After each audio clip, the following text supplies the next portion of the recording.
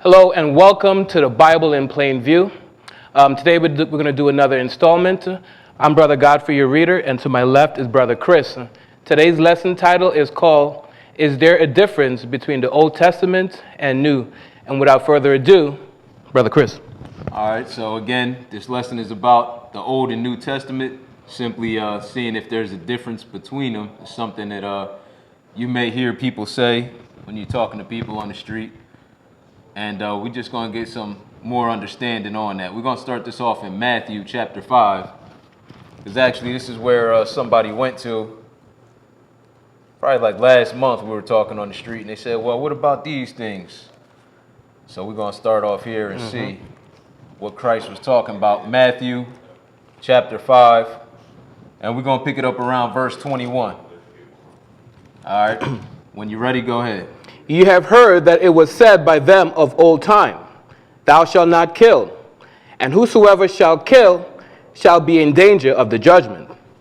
But I say unto you, that whosoever is angry with his brother without a cause shall be in danger of the judgment.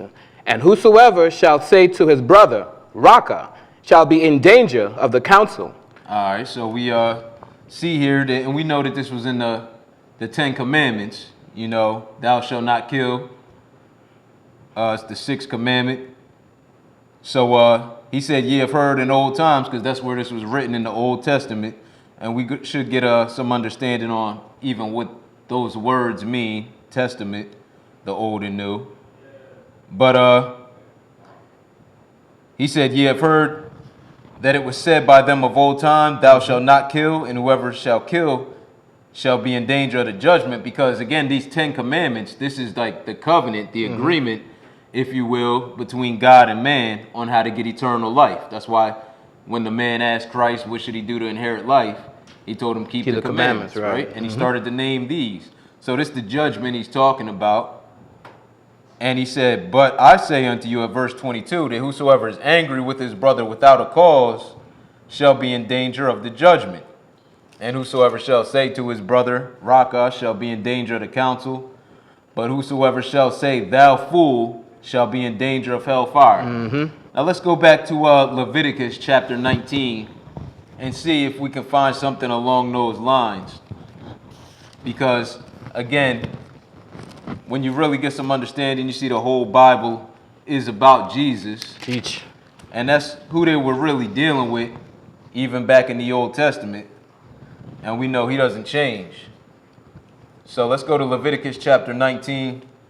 And we're just going to read verse 17 there. When I get there, 19 and 17. Go ahead. Thou shalt not hate thy brother in thine heart. Thou shalt in any wise rebuke thy neighbor, and not suffer sin upon him. All right, so we see all the way back here, he said not to hate thy brother where? In the heart. In thy heart. And this is, it's where anger comes from, right? People, you feel emotions like they in your chest. That's why you call it the heart. Or you could even think of it like the mind. But this is pretty much what Jesus was saying. He said, not to be angry with thy brother without a cause. And here it says, not to hate thy brother in thy heart. So it's really the same thing. But we see that this was already hinted at back here in the old. We just didn't have the full understanding, as we're going to see Christ had to come and show us, how to live this thing out. And also, that was written back in the old also. Let's go back to Matthew 5. We're kind of just going to be skipping back and forth, so you can bookmark Matthew chapter 5. And we're going, what verse did you stop at? We stopped at hellfire, end of 22. All right, go ahead and skip down to 27. Ye have heard that it was said by them of old time, Thou shalt not commit adultery. But I say unto you, that whosoever looketh on a woman to lust after her had committed adultery with her already in his heart. And if thy right eye offend thee... Okay, so we're just going to reread it. So he said, because this is another one of the 10 commandments, verse 26 or 27. He said, ye have heard that it was said by them of old time. So again, this is things that's written in the Old Testament. He said, thou shalt not commit adultery. He said, but I say unto you that whosoever looketh on a woman to lust after her hath committed adultery with her already in his heart. All right, so let's go over, because we know also, and let's go back and read it. Let's go to Exodus 20. We'll add something in here. Probably add a couple things just to see that this was already talked about. It just, man didn't understand it fully. But and this is, some of the words we see in the Bible aren't commonly used today. So they probably had a better understanding what these things meant. But we're going to take a look at the last commandment at Exodus 20. And we're going to pick it up at verse 17, 20 and 17. Go ahead. Thou shalt not covet thy neighbor's house. Thou shalt not covet thy neighbor's wife, nor his manservant, nor his maidservant, nor his ox, nor his ass, nor anything that is thy neighbor's. So this word covet, it's something I really didn't understand maybe how it would apply, like to a modern word. I didn't really know any synonyms like covet. But we're going to go flip over to the New Testament and see, because what Christ said was that whosoever shall look upon a woman to lust after her, he committed adultery with her already in his heart. And we see here in Exodus, where they were given the law, he said, not to covet thy neighbor's house, nor his wife, nor his manservant, his maidservant, anything that is thy neighbor's. Right. All right, and we're going to get a little more understanding on what covetousness is back in the New Testament. Let's go to Romans chapter 7. Take a look at something Paul said here. Because really that whole commandment is about lust. And we're going to prove that through the scriptures. Romans chapter 7 and verse 7. I'm sorry. Matthew 19. It is 7. Verse 7. Romans 7 and verse 7. What shall we say then? Is the law sin? All right, so this is where we just came from. The Old Testament, also referred to as the law, right? This was what was given unto Moses on how to operate, how to serve God. So he's talking about that. He said, is the law sin? Because a lot of people today, they look at the law as if it's not needed, even as if it's a bad thing. But God gave this to Moses. So he's saying, is the law sin? Go ahead. God forbid. Nay, I had not known sin but by the law. So he said this the only way he knew what sin was that the law told him. So he said, nah, it ain't a bad thing. It ain't sin. Go ahead. For I had not known lust, except the Lord had said, thou shalt not covet. Oh, so we see that really covetousness is that's lust. That's what he was saying back then, not to lust after the things that your neighbor has, one of which he named was his wife. So we see that was already explained. It just wasn't spelled out fully. We didn't understand that it had to be on a mental level also, But that whole commandment about covetousness is about not lusting after things that other people had. All right, where we at next, Verse bro? 8. Let's go back over to Matthew 5, and we're going to pick it up at verse 31. Matthew chapter 5, and skip down to 31. When you're ready, go ahead. It had been said, whosoever shall put away his wife, let him give her a writing of divorcement. But I say unto you. All right, so this was something, and we'll probably go back and read it, but this was something that, again, was written in the law of Moses. And again, God gave Moses this law, but we're going to find out a little more about this part of it. But he said, it hath been said, whosoever shall put away his wife, let him give her a writing of divorcement, but what? But I say unto you, that whosoever shall put away his wife, saving for the cause of fornication. So he's saying, except for fornication, go ahead. Causeth her to commit adultery. And whosoever shall marry her that is divorced committed adultery. All right, so people, like I said, they'll often go here and be like, well, these are some of the differences between the old and the new. But again, we just looking, we just reading stuff here and going back, seeing can we find the same thing in the Old Testament. So, but first we're going to go over to Matthew Deuteronomy 23 or? Nah, we're going to Matthew 19 first. Matthew chapter 19. We're going to look at these people was tempting Christ and asking him about this law, about what Christ just said. You know, ye have heard that it was said. All right, Matthew 19, we're going to pick it up at verse 3. The Pharisees also came unto him, tempting him, and saying unto him, Is it lawful for a man to put away his wife for every cause? So this is what put away mean, divorce, same thing we were just reading about. So they saying, is it lawful with God for a man to do this for any reason? In other words, go ahead. And he answered and said unto them, Have ye not read that he which made them at the beginning made them male and female? So he's taking them back all the way to Genesis, right? That's the beginning, and that's where you can find this written, Genesis 1 and 27. Go ahead. And he said, For this cause shall a man leave father and mother, and shall cleave to his wife, and they twain shall be one flesh. Wherefore they are no more twain, but one flesh. What therefore God had joined together, let not man put asunder. All right, so he took it all the way back to Genesis. This was something that God said after he created man. And what did they say? Verse 7.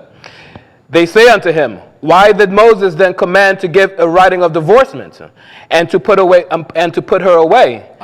He said unto them, Moses, because of the hardness of your hearts, suffered you to put away your wives. But what? But from the beginning it was not so. All right, so from the beginning it wasn't so, and Moses wasn't doing anything that, God didn't allow him to do, even as we're going to see, because we're going to go back and read it. But he, like we just read, he said because of the hardness of the people's heart, he allowed them, in other words, suffered you to put away your wives. But from the beginning it was not so. Go ahead. And I say unto you, whosoever shall put away his wife, except it be for fornication, and shall marry another, committed adultery. And whosoever married her, which is put away, doth commit adultery. All right, so we see, this seemed like a slight difference between the New and the Old Testament, because that's the title, right? What's the difference between the New and Old Testament? But we see that really Christ went all the way back to the beginning, to the Old Testament, and said, hey, it really wasn't like that. But, Moses allowed y'all to do it. And we're going to see that God allowed Moses to do this, even though this wasn't how it was from the beginning. Let's go back to Deuteronomy chapter 24.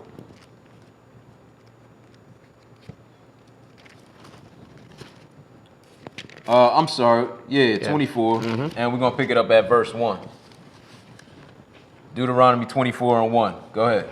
When a man had taken a wife and married her, and it come to pass that she find no favor in his eyes, because he had found some uncleanness in her, then let him write her a bill of divorcement. All right, so this is what they quoting from. This is what they was asking Jesus about. Why did Moses suffer them to do this? And go ahead. And give it in her hand and send her out of his house. All right, so, if people got married and they wanted to separate, it was always the man, first of all, that we see that was writing this bill of divorcement, but he would pretty much write it out and give it to her, and then this would be her credentials if she went out to find another husband, as we're going to see. Go ahead. And when she is departed out of his house, she may go and be another man's wife. And if the latter husband hate her, and write her a bill of divorcement. See, they wouldn't even have to go through all of this if something was different, if it wasn't, if they wasn't supposed to be one already, like Christ quoted. They wouldn't have to. She wouldn't need a bill of divorcement to marry another man. True. But she needed proof that he had divorced her, written proof. But go ahead. Where you at? Middle of verse 3. And give it in her hand and send her out of his house. Or if the latter husband die, which took her to be his wife, his former husband, so her former husband, better not be his. Go ahead. Which send her away, may not take her again to be his wife. All right. So notice what is, and we're gonna let you finish that. So if her first husband gave her a bill of divorcement, and she went out and married another man, and then something happened to him, he died or he divorced her. She wasn't allowed to go back with her first husband again. Go ahead. After that, she is defiled, for that is an abomination before the Lord. Hold up. That's abomination before who? The Lord. So obviously, the Lord still you know, Moses, he allowed the people to give them a bill of divorcement, but he said, hey, but y'all still can't go back to the first one. That's even more of an issue with the Lord. That's abomination to the Lord. All right, but we see obviously that from the beginning, Christ quoted the Old Testament. It wasn't like that anyway. It was just, you know, I don't know what was going on, but he just summed it up by saying because of the hardness of their hearts, he allowed them to do this. All right, let's go back to Matthew. We're going to go to Matthew 5. We're going to pick it up at verse 33. I asked y'all to bookmark it. I don't think I bookmarked it yet. Matthew chapter 5 and 33. When you're ready, go ahead. Again, you have heard that it had been said by them of old time, thou shalt not forswear thyself, but shalt perform unto the Lord thine oaths. But I say unto you, swear not at all, neither by heaven, for it is God's throne, nor by the earth, for it is his footstool. All right, so we see the type of swearing he's talking about. He called it forswearing thyself, but then he mentioned oaths. So that's what we're talking about, like a vow, in other words, made to God. True. You know, something that somebody say they going to do or not do. And he's saying, you know, ye have heard by them of old time that you gotta, he said, thou shalt not forswear thyself, but thou shalt perform unto the Lord thine oath. So he's saying you better follow through with what you say you're going to do, in other words. But he's saying here not to even swear at all.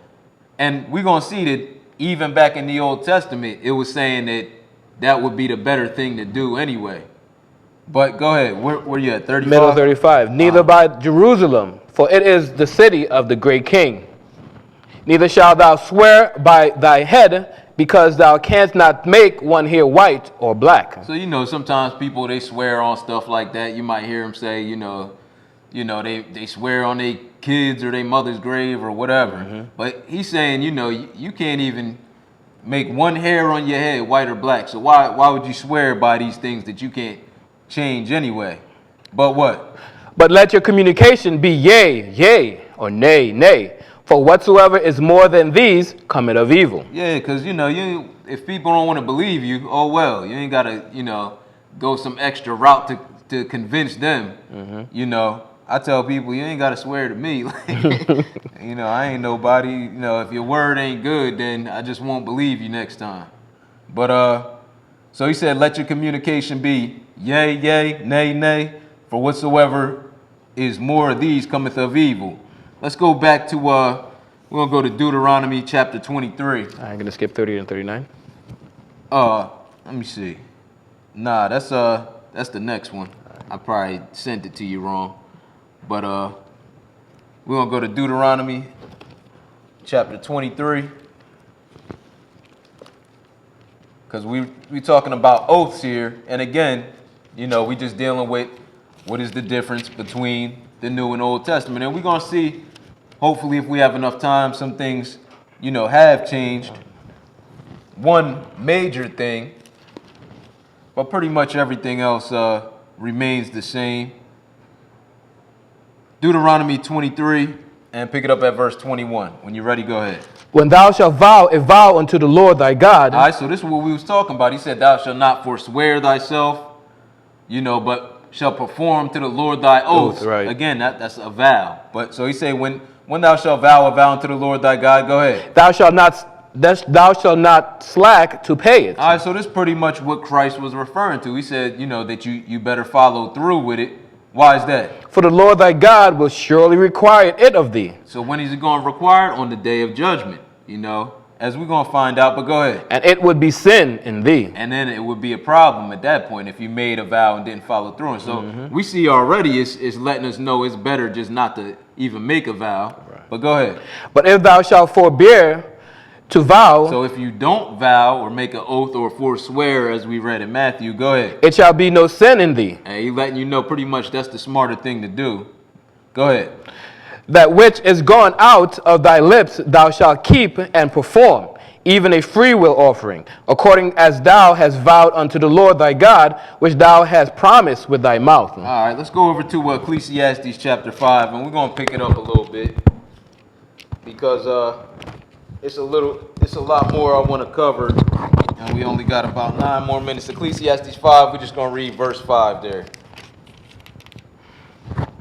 Better is it that thou shouldest not vow, So he said, hey, it's better to not vow than what? than that thou shouldest vow and not pay. So pretty much like we just read, you know, but if you forbear to vow, then there's no sin in thee.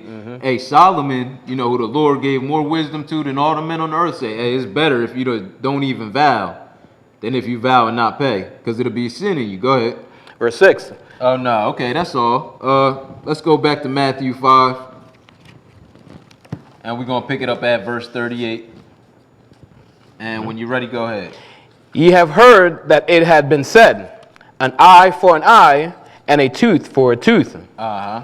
But I say unto you, that ye resist not evil, but whosoever shall smite thee on thy right cheek, turn to him the other also. Okay, so That was we verse see 39. that was 39. All right, so let's see. Reread that. 38? Yes, sir. Ye have heard that it had been said, an eye for an eye, and a tooth for a tooth. But I say unto you, that ye resist not evil, but whosoever shall smite thee on thy right cheek, turn to him the other also. All right, and the Lord, when he had, you know, he had certain rules in play to keep Israel, you know, honest in his, you know, to put evil, like when they had to stone somebody, he would say, you do this to put away the evil from you. You know, so, and, you know, Israel's history has been in captivities, you know, multiple captivities. And you follow the rules of the, you know, the people who own the country you're in. After that, for instance, it was the Romans at the time when Jesus was here. And he knew that they was going into captivity. But we're going to see that really this mindset is about a person relying on the Lord to avenge or to take vengeance, and that's nothing new. Christ just simply came and showed us how to live like that. So let's go back to we're just going to skip we're going to go to Psalm 94 and just read one verse there. Psalm 94 and verse 1.